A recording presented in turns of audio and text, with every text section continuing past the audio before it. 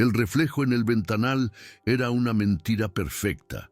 Sofía, con su vestido de seda color marfil y una copa de vino en la mano, parecía una pieza más de la decoración minimalista y costosa de su apartamento en Las Condes. Abajo, las luces de Santiago parpadeaban como un millar de promesas rotas. Desde esa altura todo parecía ordenado, predecible, como su vida. Cada mañana comenzaba con el mismo ritual silencioso. El aroma del café recién hecho, la camisa de Juan perfectamente planchada sobre la cama, un beso rápido en la mejilla antes de que él se sumergiera en el torbellino del mundo corporativo. Juan era un hombre en ascenso y ella era la arquitecta invisible de ese éxito. Había diseñado su hogar, sus cenas, su vida social, sacrificando sus propios planos y maquetas por el proyecto más importante de todos, el futuro de su esposo. Se sentía segura en esa rutina. La estabilidad era una melodía suave que la arrullaba cada noche. El amor, creía ella, se había transformado en eso, una complicidad tranquila, un equipo que funcionaba con la precisión de un reloj suizo. Confiaba en él, confiaba en el pacto no escrito que habían sellado años atrás, pero últimamente el reloj había empezado a fallar, pequeños desajustes, casi imperceptibles. Todo comenzó con el teléfono. Ese aparato se había convertido en una extensión de la mano de Juan, un portal a un mundo del que ella no formaba parte. Sonreía a la pantalla con una complicidad que ya no le dedicaba a ella. Cuando Sofía se acercaba, lo bloqueaba con un movimiento rápido, casi instintivo. «Es solo trabajo, mi amor», decía él, su voz un poco más tensa de lo normal, y ella le creía, o más bien, elegía creerle. ¿Qué otra opción tenía? Cuestionarlo sería abrir una puerta que no estaba segura de poder cerrar. Luego vinieron las ausencias, reuniones que se extendían hasta la madrugada, viajes de negocios que surgían de la nada. Las excusas eran siempre lógicas, impecables, pero su mirada se había vuelto esquiva, como si ensayara sus respuestas antes de darlas. Sofía notaba el cambio en su olor al llegar a casa. Ya no era solo el aroma a oficina y a ciudad, sino un perfume floral, dulce y ajeno, que se adhería a su ropa. Una vez se atrevió a preguntar: «Debí haberme sentado junto a Carolina de marketing. Siempre se vacía el frasco encima», respondió él, riendo con demasiada fuerza. La justificación era plausible, tan plausible que sentirse celosa la hacía sentir tonta, insegura. Así que guardó silencio. Empezó a guardar muchos silencios. La distancia no era solo física, se había instalado entre ellos en la cama, un espacio frío que ninguna manta podía calentar. Sus conversaciones se volvieron superficiales, un mero reporte de actividades diarias. Él ya no le preguntaba por sus ideas, por esos pequeños proyectos de diseño que ella hacía para no olvidar quién era. Un sábado, mientras ordenaba su estudio, encontró sus viejos portafolios de la universidad. El papel olía a sueños y a noches sin dormir. Sintió una punzada de nostalgia, una versión de sí misma que casi no recordaba. Se preguntó qué pensaría esa joven ambiciosa de la mujer en la que se había convertido. Esa noche intentó hablar con Juan. «Siento que nos estamos alejando», dijo con voz suave, mientras él revisaba unos correos en su laptop. Juan ni siquiera levantó la vista. «Sofía, estoy agotado. La presión en la oficina es brutal. Mi padre no deja de presionar con el nuevo proyecto. No tengo cabeza para dramas ahora». La palabra «dramas» la golpeó como una piedra. Sus sentimientos, sus miedos eran reducidos a un simple drama, una molestia. Se dio cuenta de que había dejado de luchar. Se había acostumbrado a caminar de puntillas alrededor de su mal humor, a medir cada palabra para no provocarlo. El hombre que la había animado a ser audaz ahora le pedía, con cada gesto, que fuera invisible. La tensión alcanzó su punto máximo en los días previos a la cena dominical en casa de sus suegros. Esa cena era una institución, una representación teatral donde cada miembro de la familia interpretaba un papel. Don Ricardo, el patriarca, era el rey. Juan, el heredero leal. Y ella, la reina consorte, cuya única función era sonreír y estar de acuerdo. «Por favor, Sofía», le dijo Juan en el auto camino a la casa de sus padres. Su tono era una mezcla de súplica y advertencia. «Hoy compórtate. ¿Sabes cómo se pone mi padre si lo contradicen?» Ella asintió, el estómago hecho un nudo. No era una petición, era una orden que dejaba muy claro de qué lado estaba él, y no era del suyo. Al llegar, la atmósfera era densa, cargada de formalidad y poder. Su suegra la saludó con un beso frío, sus ojos evaluándola de pies a cabeza. Don Ricardo presidía la mesa desde su sillón, un trono desde el cual dictaba sentencias disfrazadas de opiniones. Sofía se sentó, enderezó la espalda y se preparó para la función. Sonrió, sirvió el vino, escuchó en silencio, pero dentro de ella algo comenzaba a romperse, un dique que había contenido años de frustración y palabras no dichas estaba a punto de ceder. No sabía cómo ni cuándo, pero sentía con una certeza escalofriante que esa noche la mentira perfecta de su vida iba a terminar. La conversación fluía como un río lento y turbio. Se hablaba de negocios, de política, de los viñedos de un primo lejano. Sofía comía en silencio, moviendo la comida en el plato. Entonces su suegro, don Ricardo, golpeó la mesa con la palma de la mano, no con fuerza, pero sí con la autoridad de un rey en su corte. «Esa niña, la hija de Consuelo», dijo, su voz un trueno contenido, con la idea ridícula de montar su propia empresa. «¿Acaso no entiende que su lugar es otro? Las mujeres de esta familia no se ensucian las manos con esas tonterías». El silencio que siguió fue denso, espeso. Todos bajaron la mirada, asintiendo tácitamente. Todos, menos Sofía. Levantó la cabeza, sus ojos clavados en los de su suegro. Su voz, cuando habló, fue sorprendentemente clara y serena. «Con todo respeto, don Ricardo», comenzó, «la idea de su sobrina no es una tontería, es un plan de negocios viable, con un estudio de mercado impecable. De hecho, su proyección de rentabilidad es superior a la de la última inversión que hizo la empresa». No había ira en su tono, solo hechos, una lógica fría y afilada que desarmó la prepotencia del patriarca. La cara de don Ricardo se transformó. El color subió por su cuello hasta sus sienes. Ser corregido era una cosa, ser corregido en público por su nuera, con una lógica irrefutable, era una humillación que no podía tolerar. Se levantó, el movimiento fue brusco, violento, y entonces su mano cruzó el aire. El sonido fue seco, un eco que rompió la cristalería y el alma. La mejilla de Sofía ardió, un dolor agudo, punzante, pero lo que más dolió fue el silencio que vino después.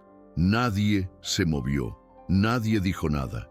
Su suegra la miraba con un frío desprecio, como si la bofetada hubiera sido culpa suya. Y Juan no hizo nada. Se quedó inmóvil, sus ojos fijos en el plato, como si no hubiera pasado nada, como si ella no existiera. El viaje de vuelta a casa fue una eternidad en un ataúd de metal y cuero. El silencio era un grito. Sofía miraba por la ventana, viendo las luces de la ciudad pasar como estrellas fugaces, cada una un deseo muerto. Sentía el latido de la humillación en su mejilla. Fue Juan quien rompió el silencio. Su voz era plana, sin emoción. «Lo provocaste, Sofía». Ella se giró para mirarlo. No podía creer lo que oía. «Sabes perfectamente cómo es mi padre», continuó él, sin apartar la vista de la carretera. «No puedes llegar y desafiarlo así delante de todos. Tienes que entender tu lugar». «¿Mi lugar?», susurró ella, la voz rota. ¿Mi lugar es ser humillada y quedarme callada? Me golpeó Juan, y ahora tienes que arreglarlo. La frase cayó sobre ella con el peso de una lápida. ¿Arreglarlo yo? Mañana, dijo él con una frialdad que le heló la sangre. Irás a su oficina y te disculparás por tu falta de respeto. Sofía se quedó sin aire. No era el golpe de su suegro lo que la había roto, era esto, esta traición. Su esposo, el hombre que debía protegerla, le estaba pidiendo que se arrodillara ante su agresor, por el bien de los negocios, por el bien del apellido. No, dijo ella, una sola palabra, firme, definitiva. Esa palabra desató la guerra.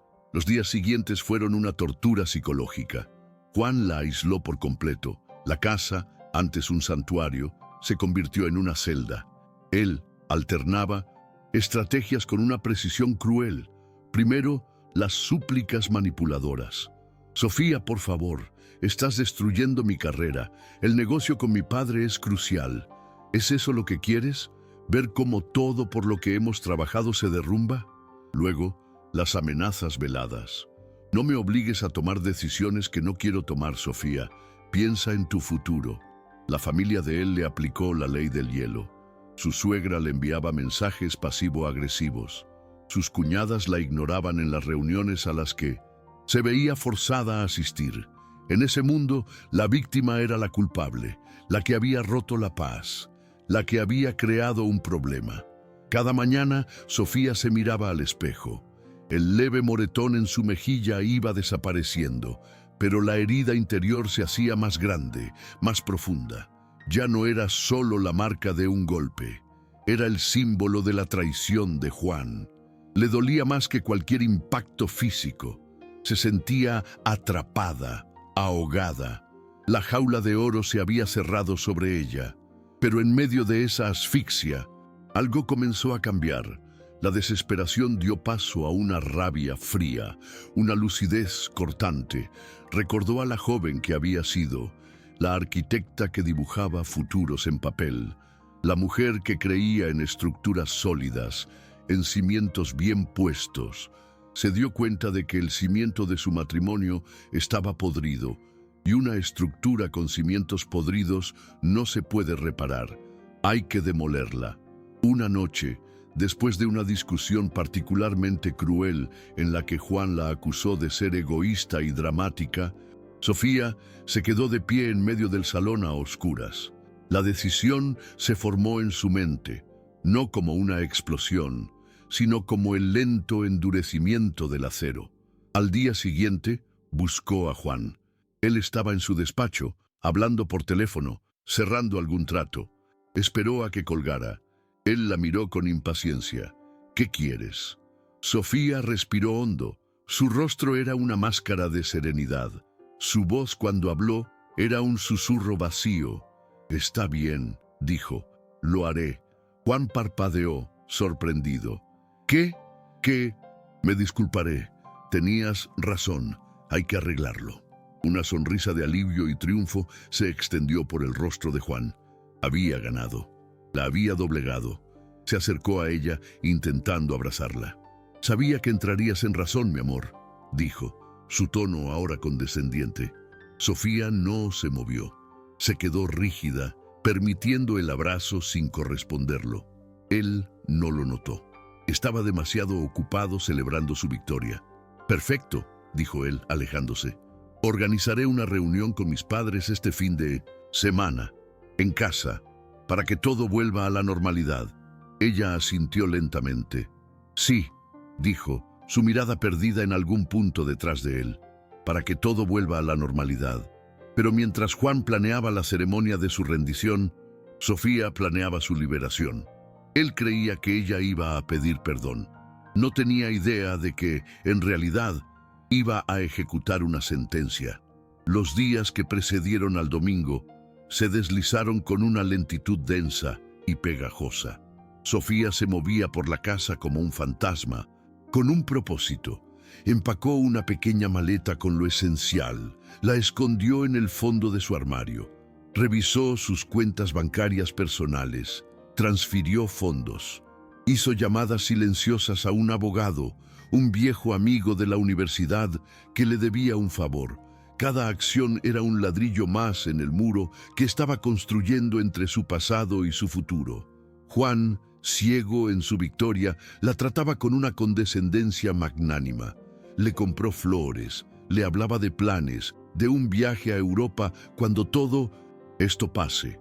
Él creía que la estaba perdonando. No entendía que ella ya lo había sentenciado. El domingo llegó, envuelto en una luz brillante y fría. El aire en la mansión de sus suegros olía a cera de piso y a poder rancio. La familia estaba reunida en la sala principal, un espacio opulento diseñado para intimidar. Don Ricardo ocupaba su sillón de cuero como un monarca. Su esposa, a su lado, tejía una mueca de satisfacción.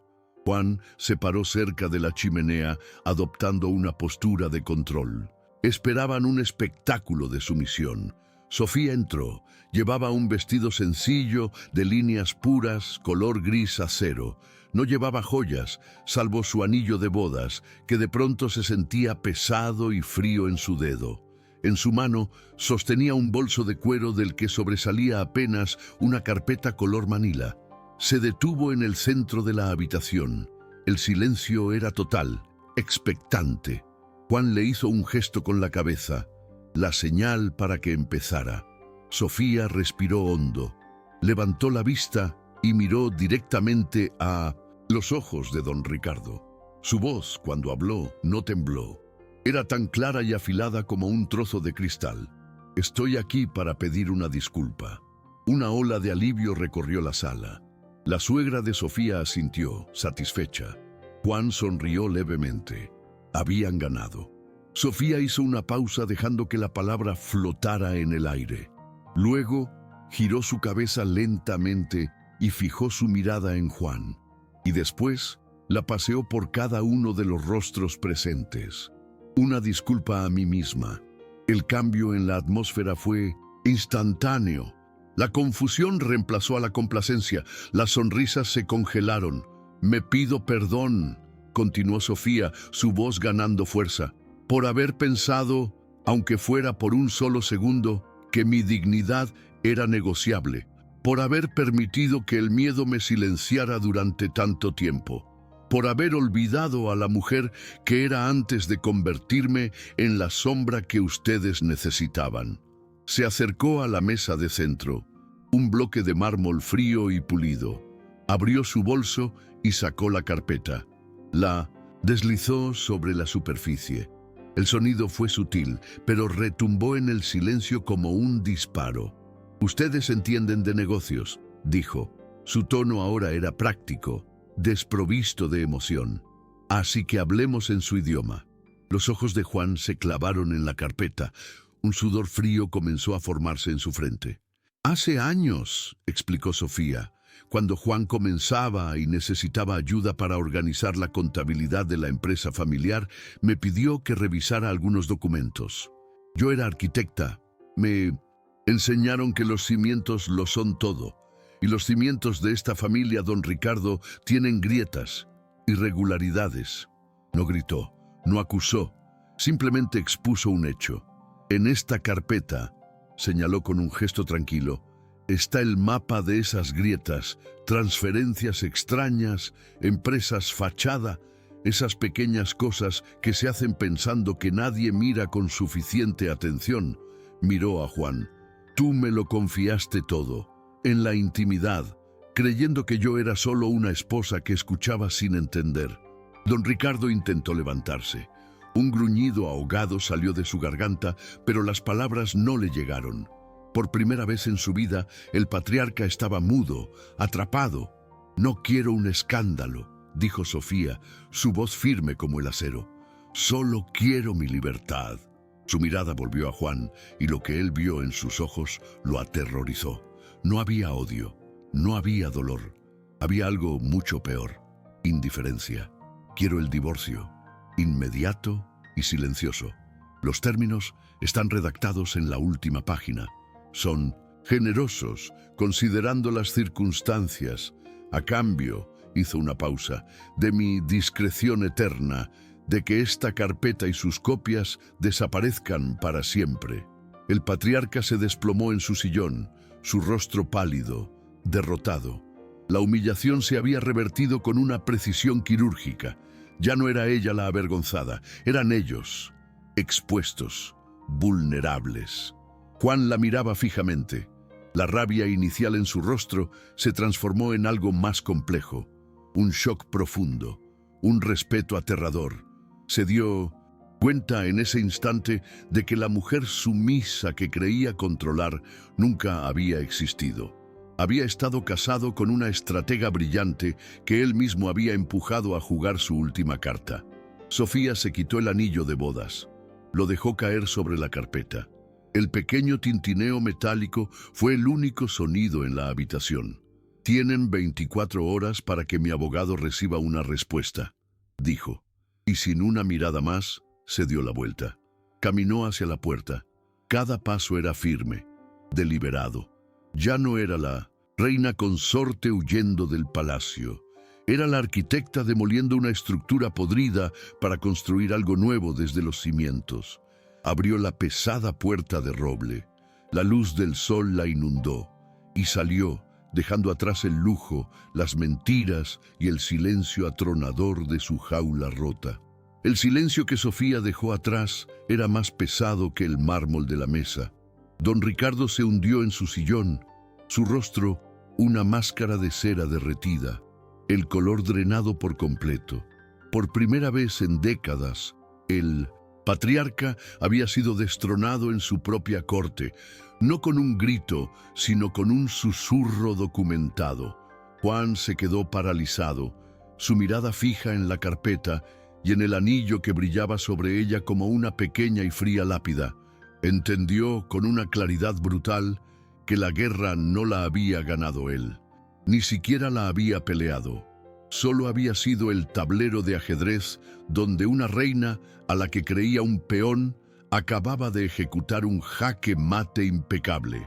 No hubo escándalo. La familia, experta en el arte de guardar las apariencias, cumplió cada una de sus demandas. El divorcio fue rápido, quirúrgico, sellado con firmas y cláusulas de confidencialidad. Pero la discreción no pudo contener la hemorragia interna.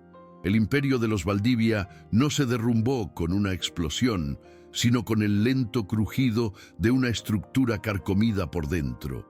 La autoridad de don Ricardo, una vez rota, nunca se recuperó. La desconfianza se instaló entre padre e hijo, un veneno que contaminó cada decisión de negocio. Los socios, que antes los veían como una fortaleza, ahora percibían la debilidad, el miedo. Las alianzas se disolvieron. Los contratos se perdieron. Juan ahora caminaba solo por el inmenso apartamento de Las Condes. El minimalismo que antes representaba el éxito y el orden, ahora se sentía como un vacío existencial. Cada rincón le recordaba a ella, no a la mujer que se había ido, sino a la arquitecta que lo había diseñado todo. Se dio cuenta de que Sofía no era solo su esposa, era el cimiento invisible sobre el que había construido su vida, su carrera, su propia imagen. Y él mismo había ordenado la demolición. A veces por la noche se servía una copa de vino y miraba las luces de Santiago, pero ya no veía promesas. Solo veía el reflejo de un hombre solo, en una casa demasiado grande, pagando el precio de haber confundido el poder con la fuerza y la sumisión con el amor. 2 años después, el sol de la tarde no se filtraba a través de ventanales de piso a techo, sino por una ventana amplia y un poco sucia en un segundo piso en el barrio Italia. El estudio de Sofía olía a café recién hecho, a madera de maquetas y al polvo de los planos desplegados sobre una gran mesa central. Llevaba unos jeans gastados, una camiseta simple y el pelo recogido en un moño desordenado del que se escapaban algunos mechones. En sus manos no sostenía una copa de vino, sino un lápiz de grafito con el que trazaba líneas firmes sobre un papel. Estaba presentando el diseño de un pequeño centro comunitario a una junta de vecinos. Hablaba con una pasión tranquila, explicando cómo los espacios abiertos fomentarían la conexión, cómo la luz natural mejoraría el estado de ánimo. Su voz era segura, la misma que había usado en aquella sala, pero ahora no servía para desmantelar, sino para construir. Al terminar, la sala estalló en un aplauso genuino. Una sonrisa, real y luminosa, se dibujó en su rostro. Esa noche, cenó con dos viejas amigas de la universidad en un restaurante ruidoso y lleno de vida. Rieron a carcajadas, hablaron de sus proyectos, de sus miedos, de sus esperanzas. Nadie caminaba de puntillas, nadie medía sus palabras, era libre. A veces, cuando volvía a su pequeño y acogedor apartamento, recordaba a la mujer del vestido de seda color marfil. No sentía lástima por ella, ni rabia. Sentía una especie de gratitud lejana. Esa mujer había tenido que romperse para que ella pudiera nacer. La traición no había sido el final de su historia, sino el prólogo no deseado de su verdadera vida. Porque hay golpes que no quiebran, sino que despiertan. Hay traiciones que no destruyen, sino que liberan. El dolor de una mentira puede ser el catalizador para encontrar la propia verdad. Sofía aprendió que la dignidad no es algo que te dan o te quitan. Es la estructura interna que decides no demoler, sin importar la presión externa. Y en el terreno baldío de lo que fue, había construido un futuro a su medida, con cimientos sólidos, ventanas abiertas y espacio para vivir. No solo para aparentar. Se había reconstruido a sí misma, más fuerte, más sabia y sobre todo irrevocablemente libre. Cuéntame en los comentarios desde qué país nos estás viendo. Me encantará leerte. Y no olvides suscribirte para no perderte más historias como esta.